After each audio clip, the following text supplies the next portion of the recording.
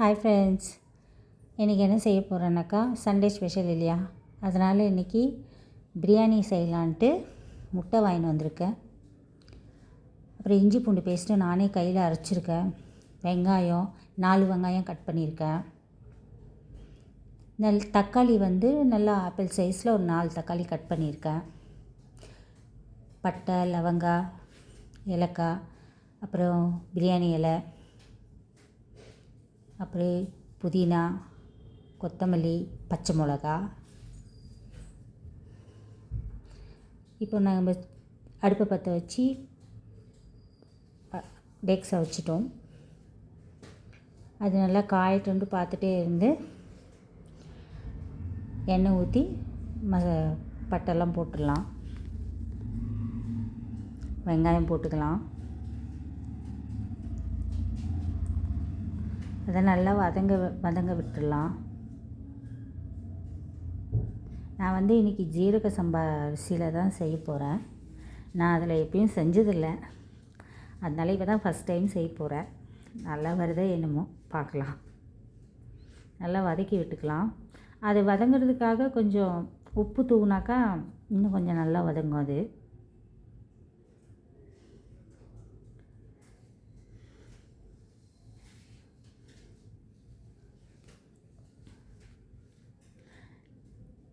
ஜீரக சம்பா அரிசியை நல்லா ஒரு 1/2 hour நல்லா கழுவி ஊற வச்சினேன்.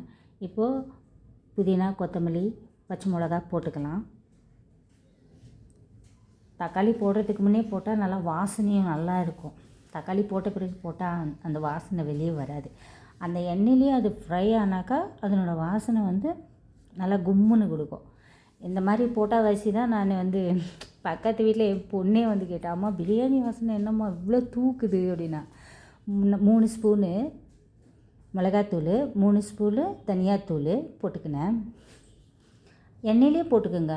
இஞ்சி பூண்டு பேஸ்ட்டு நானே கையில் அரைச்சது, அதையும் எண்ணெயிலே போட்டுக்கிட்டோம். இந்த மிளகாத்தூள், தக்காளி போட்டுக்கலாம்.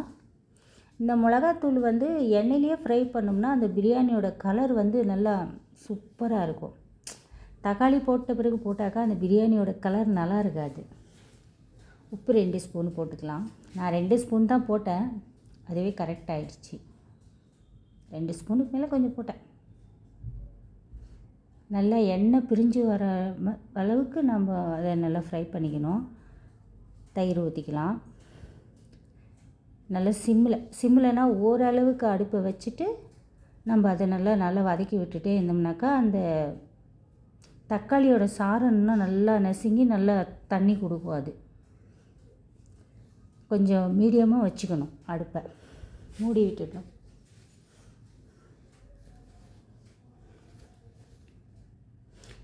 இது ஒரு 15 நிமிஷம், ஒரு 20 நிமிஷம் அடுப்பில் அந்த அரிசி வெந்துருச்சுனாக்கா அப்படியே தம்மாக போட்டுக்கலாம். அதனால தான் இதுலேயும் பிரியாணி இலை இதெல்லாம் போட்டுக்கினேன். ஒரு எலுமிச்சப்பழம், அதை நல்லா சாறு பிழிஞ்சு விட்டு அதில் வடிகட்டுற மாதிரி அப்படியே கரண்டிலே ஊற்றிட்டேன். அதை எடுத்து அந்த பக்கமாக போட்டுட்டேன். நான் கறி போட்டிருக்கேன், சொல்ல மறந்துட்டேன், சாரி. இது ஃபஸ்ட் டைம் இந்த மாதிரி பண்ணுற அவசி கொஞ்சம் தடுமாறும், சாரி. இதுக்கு நான் ரொம்ப தண்ணி ஊற்றலை. ஏன்னாக்கா நம்ம ஆல்ரெடி அதுலேயே நிறைய மசாலையிலே நிறைய தண்ணி இருக்குது. அதனால இதில் ஒரு துளி கூட நான் தண்ணி ஊற்றல. பாருங்கள், அதுலேயே தண்ணி இருக்குது. அதனால ஒரு சொம்பு மட்டும்தான் ஊற்றிருக்கேன் நான் தண்ணி. அதில் போதும். ஏன்னா 3 கிளாஸ் அரிசி போடுறது நான். அதுக்கு இந்த தண்ணி போதும்னு நினச்சேன். அதுலேயும் நான் அதையும் ஒரு 1/2 hour கொதிக்க விட்டேன். நான் அந்த தண்ணியெல்லாம் சுண்டட்டோன்ட்டு நல்லா கொதிக்க விட்டுட்டேன் அதை நான். இது இப்போ அடுப்பில் நல்லா அப்பப்போ பார்த்துட்டே இருக்கணும் பதமாக. ரொம்ப வேகவும் கூடாது, வேகாமலே இருக்கக்கூடாது. அது ஒரு அளவுக்கு.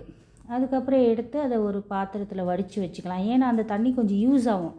ஒருவேளை பிரியாணியில் எதனா தண்ணி பத்தலைனாக்கா இந்த தண்ணியை நம்ம ஊற்றிக்கலாம்.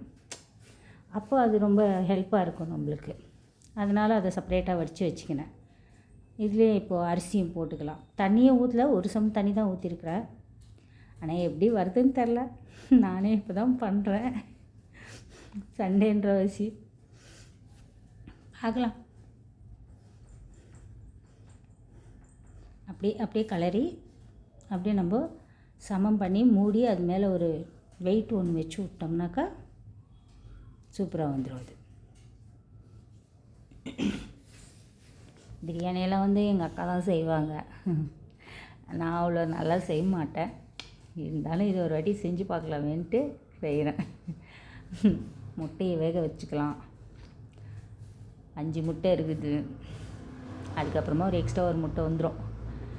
அப்புறமா கறியை நல்லா கழுவி கபாபுக்கு தேவையான அளவுக்கு நம்ம கலக்கி வச்சுக்கலாம். பிரியாணியில் கபாப் இல்லைனாக்கா அந்த பிரியாணி கம்ப்ளீட் ஆகாதுங்க, நிஜமாலுமே. அதனால் சரின்னு சொல்லிட்டு 1.5 கேஜி கறி எடுத்துனதில் 1 கேஜி பிரியாணி செஞ்சுட்டேன்.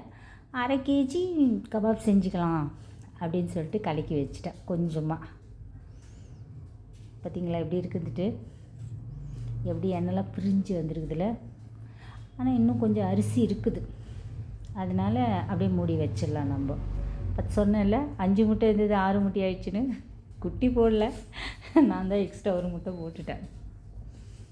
இது வந்துட்டு மசாலா சரியாக கலக்காலையோ என்னமோ தெரியல, ஆனாலும் நல்லா வந்துருச்சு. கபாப் நல்லா இருக்குது.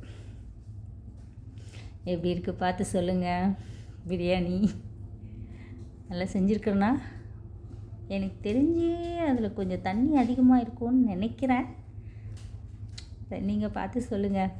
இதாங்க பிரியாணி எப்படி இருக்குது பாருங்கள். இதுக்கு ஒரு பச்சடி அப்படின்னா ரைத்தான்னுவாங்க, கபாபு, முட்டை. இதாங்க சண்டே ஸ்பெஷலு. பிடிச்சிருந்தா லைக்